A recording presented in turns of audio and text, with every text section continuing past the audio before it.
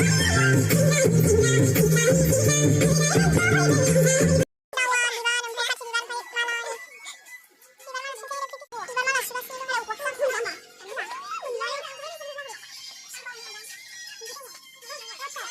लोगोफोर नोंथांमोनखौ आंनि गोदान भिडिअ बयखौबो बरायग्रोनाय थाबाय जों दिनै मोनसे प्रग्रामाव थांनो नागिरदों लोगोफोर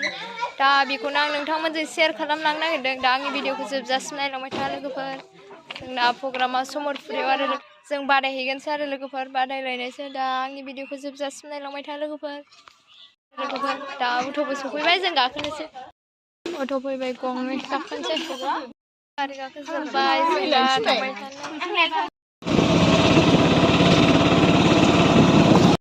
जों दा सफैबाय लोगोफोर समरफुर बैसागु मानसिखौनो नुवाखै फोरोङो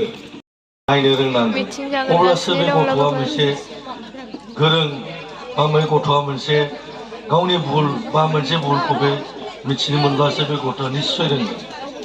नागिरदों ओंखाम जानो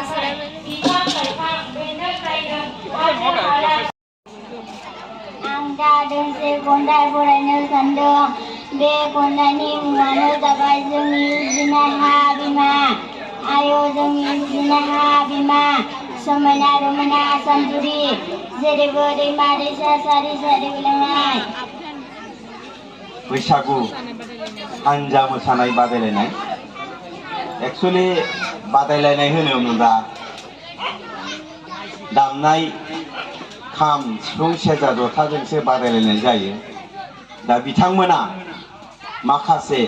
आगजु दामग्रा गैयैनि थाखाय दिनै अडिअ अर्थात केसेट बा मेम'रिजों जे बादायलायनायखौ लादों आसा खालामो फैबाय थानाय समाव दामनायजों बादायलायहोगोन बेखौ मिजिंथिबाय बिथांमोना देग्लायजोंसो नैथि खेब जागायहांबाय लोगोफोर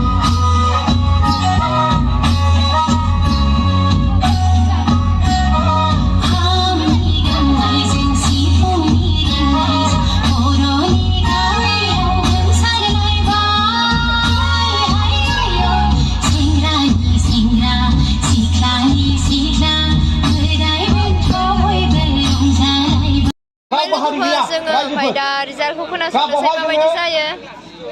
गुबुन हारि गैयैनि बेला बा जोंनि हारिखौनो जोङो गोजौआव जोङो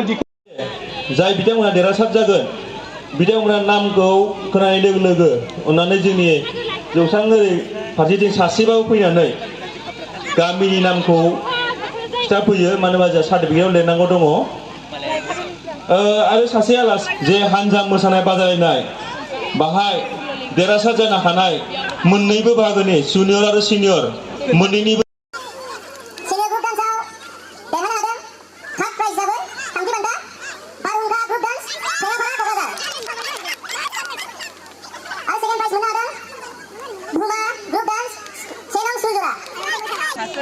आरो फार्स्ट प्राइज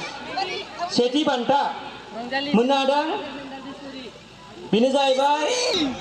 रंजालि कालचार सेन्टार बिथांमोना गासिबो ग्रुपैनो जोंनि फार्स्ट थांबाय लोगोफोर फार्स्ट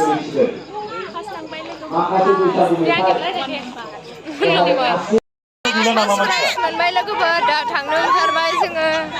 नै बेहा थालांबाय सानसुलिया दाबो जोबाखै ओमफ्राय प्रग्रामा दा न'आव थांनो ओंखारबाय लोगोफोर दा